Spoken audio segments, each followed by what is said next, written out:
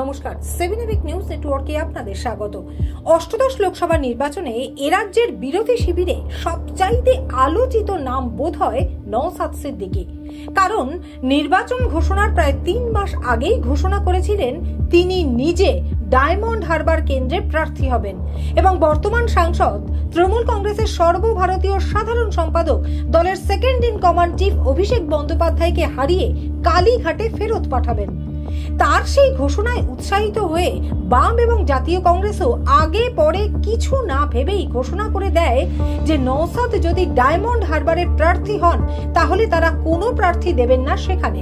অর্থাৎ লড়াইটা সরাসরি হবে দুই ফুল বনাম বাম কংগ্রেস এবং আইএসএফ জোট প্রার্থীর।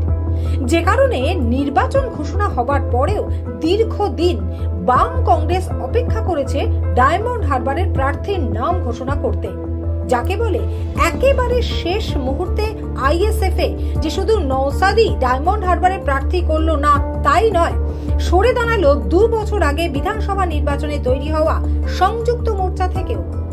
এখনো পর্যন্ত 17টি আসনের প্রার্থী দিয়েছে আইএসএফ। আর নওশাদ জানালেন অধীর চৌধুরী সহ মোর্চার অনেক নেতাই নাকি চাননি আইএসএফ থেকে কেউ সাংসদ নির্বাচিত হয়ে সংসদে যাক। অধীর চৌধুরী নয়, আর অনেক নেতা আছে যারা চায়নি তারা আইএসএফ এর পক্ষ থেকে পার্লামেন্টে যাক। যেভাবে সংযুক্ত মোর্চার পক্ষ থেকে পার্লামেন্টে গিয়ে আইনসভার মধ্যে গিয়ে রাজ্যের একমাত্র সংযুক্ত মোর্চা তথা আইএসএফ এর বিধায়ক যেভাবে পারফরমেন্স করছে, যদি আইএসএফ এর পক্ষ থেকে তখন চলে যায় একই পারফরমেন্স করে, তাহলে অন্যান্য রাজনৈতিক দল হয়তো ভেঙে পড়বে, তাদের কর্মী সমর্থকরা আইএসএফ এর দিকে চলে আসবে। এই ভয়ে অনেকে আমাদের সাথে জোট করেনি। আমরা চেয়েছিলাম ঐক্যবদ্ধ হয়ে বিজেপি তৃণমূলকে সহজেই পরাস্ত করব, সেই জন্য আমরা জোট চেয়েছিলাম। কিন্তু দুঃখের বিষয় অনেকে জোট করেনি। কিন্তু আমাদের যে লড়াই থেকে এক পা আমরা পিছিয়ে যাব না। আমাদের কষ্ট করতে হবে, ক্ষমতা একটু বেশি লাগবে, বেশি সময় দিতে হবে, কিন্তু আমরা লক্ষ্যে অবিচল বিজেপি তৃণমূলকে আমরা পরাস্ত করব। এখন পর্যন্ত তাদের কাছে টাকার অভাব আছে বলে 42টি আসনেই প্রার্থী দিতে পারলেন না। তবে বহরমপুর সহ আরো বেশ কয়েকটি আসনে তাদের প্রার্থী দেবার পরিকল্পনা রয়েছে, জানালেন নওশাদ। দেখুন, 42টা সিটেই প্রার্থী দেওয়ার মতো যে অর্থের প্রয়োজন হয়, প্রথম কথা সেই অর্থ আমাদের নাই। আমাদের না ইলেকট্রাল বন্ড আছে, না আমাদের 100 বছরের পার্টি সেই ফান্ড আছে, না আমরা অবৈধ পন্থা অবলম্বন করে লোকের কাছ থেকে তোলা তুলে এই কাজ করি, সেটাও নয়। আমাদের যতটুকু সামর্থ্য আছে আমরা দিয়েছি। তবে বহরমপুর শুধু নয়, আরো কটা বিষয় আলোচনায় আছে, সেটা এখনই আমি ফাইনাল বলবো না, আলোচনার স্তরে আছে। আর সবশেষে নওশাদ মুখ খুললেন ডায়মন্ড হারবার কেন্দ্র নিয়ে।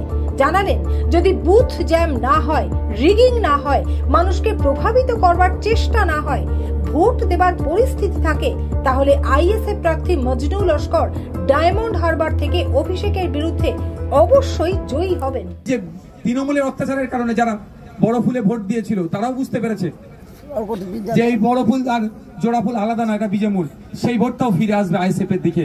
অর্থাৎ এতগুলো ইকুয়েশন আমার কাজ করছে, আমাদের ভোট আমাদের পক্ষে আসবে। 4 তারিখে রেজাল্ট খামচিহ্ন এখান থেকে জিতছে। দ্বিতীয় কোশ্চেন যেটা আছে, ডায়মন্ড হারবার নিয়ে কি ভাবছি। ডায়মন্ড হারবার নিয়ে তো অলরেডি আমাদের ভাবা আছে। আইএসএফ এখান থেকে লড়াই করছে এবং ওই সিটে যথেষ্ট আমরা লড়াই দেব। মানুষকে যদি ঠিকঠাক ভোট দেওয়ার সুযোগ হয়, বুথ র্যাগিং না হয়, বুথ জ্যাম না হয়, মানুষকে প্রভাবিত না করে, সুষ্ঠুভাবে যদি ভোট দেওয়ার জায়গা থাকে, এই আপনারা রেকর্ড করে রাখুন, ডায়মন্ড হারবার থেকেও অভিষেক ব্যানার্জিকে আমরা পরাস্ত করছি। দেখুন আমাদের সংগঠন ডায়মন্ড হারবার কেন্দ্রটিতে গত বিধানসভা নির্বাচনের নিরিখেও বিপুল ভোটে পিছিয়ে রয়েছে বিরোধীরা। গত নির্বাচনে আইএসএফ ছিল না, বিরোধী জোট ভাগ হয়েছিল বাম, কংগ্রেস এবং বিজেপির মধ্যে। এবার সেখানে কংগ্রেস অবশ্য নেই, কিন্তু সংখ্যালঘু ভোটের একটা অংশ হলেও কেটে নিয়ে শেষ পর্যন্ত বিজেপিকে সামান্য হলেও কি সুবিধা করে দেবেন নওশাদের দল? প্রশ্ন এখন সেটাই। মুর্শিদাবাদ থেকে গণেশ সাহা এবং Souvik Purkait, 7 EPIC news network. আরো বিভিন্ন খবরের আপডেট জানতে হলে অবশ্যই সাবস্ক্রাইব করুন 7 এবিক নিউজ নেটওয়ার্ক চ্যানেলটি, কারণ আপনাদের একটা সাবস্ক্রিপশন আমাদের কাছে অত্যন্ত মূল্যবান। জয় হিন্দ।